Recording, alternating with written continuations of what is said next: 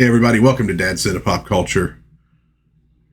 Have you ever had one of those shows from childhood? You loved it in childhood. And, sometimes you watch them as an adult and you're like, oh, but it wasn't really that good. Sometimes there's a nostalgic love for it. And every once in a while, though, you're kind of left going, wow, I think this show might even be a little bit better than I had remembered.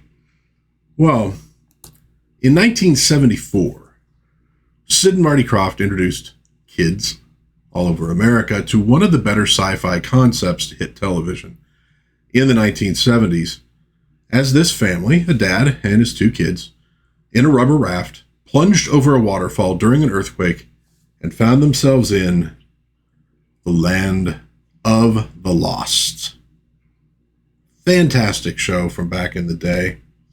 Now, the Kroffts were already well known in children's entertainment.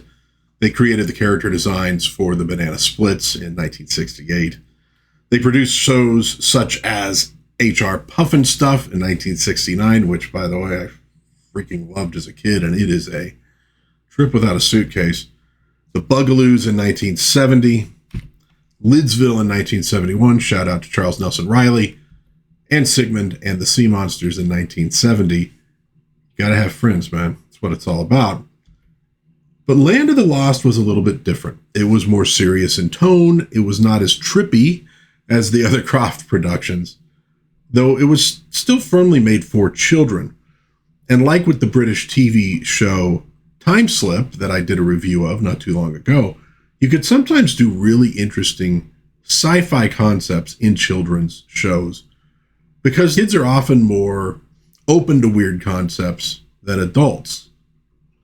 Now, the family we saw going over those falls, the Marshalls, Father Rick, played by Spencer Milligan, kids Will, played by Wesley Ure, and Holly, played by Kathy Coleman, would find themselves in a strange land inhabited by dinosaurs. And their first challenge was survival, so this show kind of feeds into the outdoorsy sorts of shows that were very popular at the time, like The Life and Times of Grizzly Adams, Daktari, and Lassie. So the basic concept of people and dinosaurs was obviously not new, originating perhaps with Sir Arthur Conan Doyle's The Lost World from 1912, which was made into films a few times, including a 1960 film by Irwin Allen, another major force in film and television at the time. But Land of the Lost took it up a notch. From what I've heard, uncredited co-creator, David Gerrold, he was a sci-fi guy. Did some work on Star Trek Phase 2, did some work on Star Trek The Next Generation, and quite a few other things. And he created a sci-fi world for this show. There were dinosaurs, obviously, yes. And also these primitive hominids called the Pakuni, one of whom, Chaka, played by Philip Paley, befriends the Marshalls.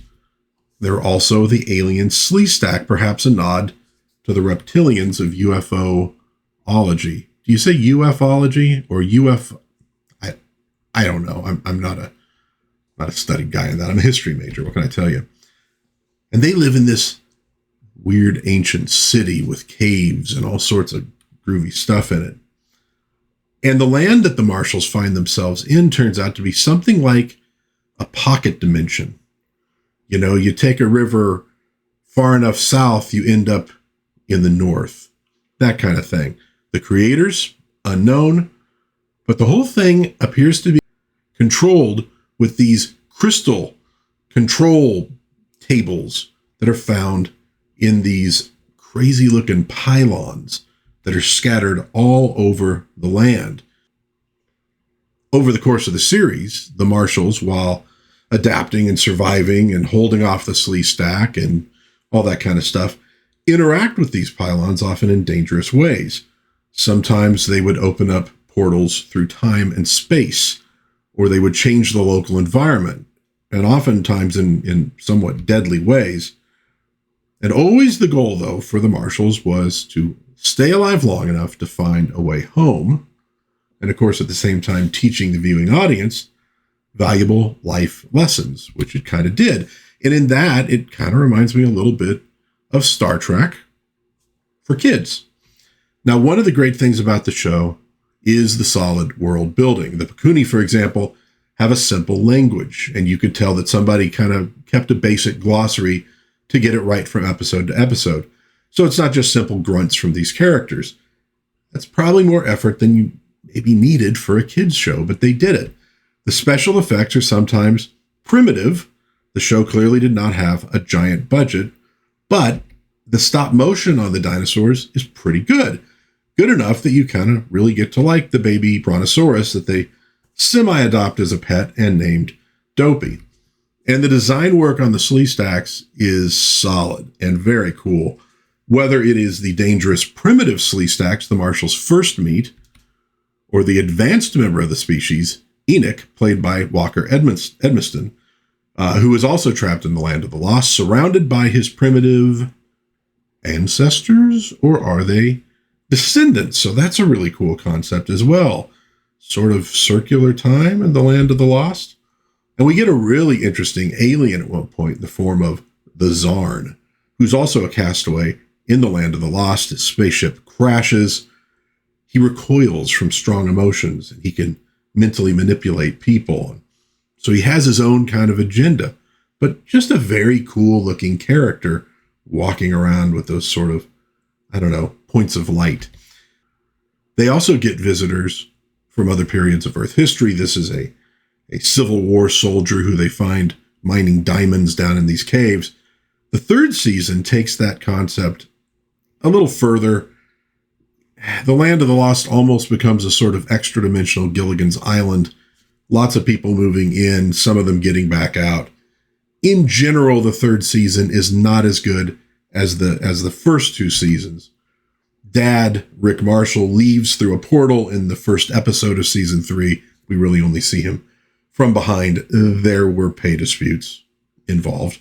And he is just coincidentally replaced that very day by his brother, Uncle Jack, played by Ron Harper, who had some experience in being trapped in a bizarre world from his time on the excellent Planet of the Apes television show. He was also in a show called 87th Precinct that I have reviewed on this channel. You might want to check that out.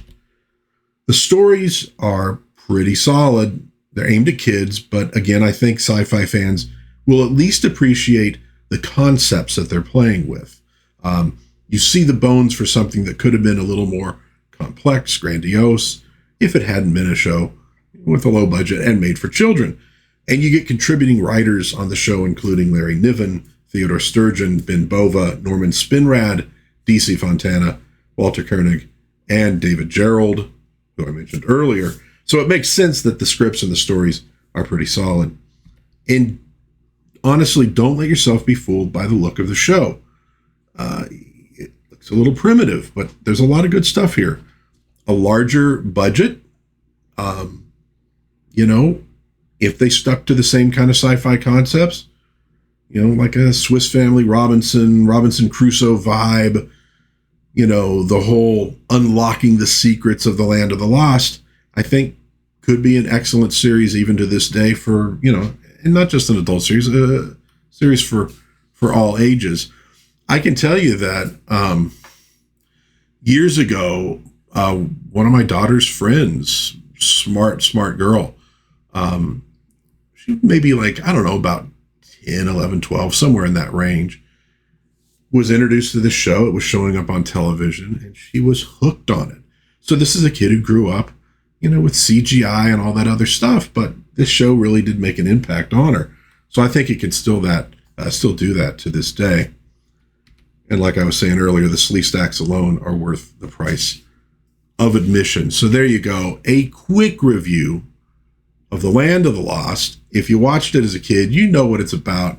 If you've never seen it, or if you have kids of your own, you might want to check this one out. They might kind of get hooked on it. It's a fun show. It's got a lot of good to it. And again, it was very cool special effects from the time. They look very primitive now, but they work and they tell the story, and the stories are really what's important with this show. All right. Let me know what you think in the comments about The Land of the Lost. Like it, love it, hate it, etc. I'd love to hear from you. If you enjoyed this video, please give it a like, maybe think of subscribing or sharing with a friend. But until next time, God bless everybody. Please be kind to one another. Have a little bit of fun out there, and I will hopefully see you again soon in Dad's Den of Pop Culture. Bye-bye.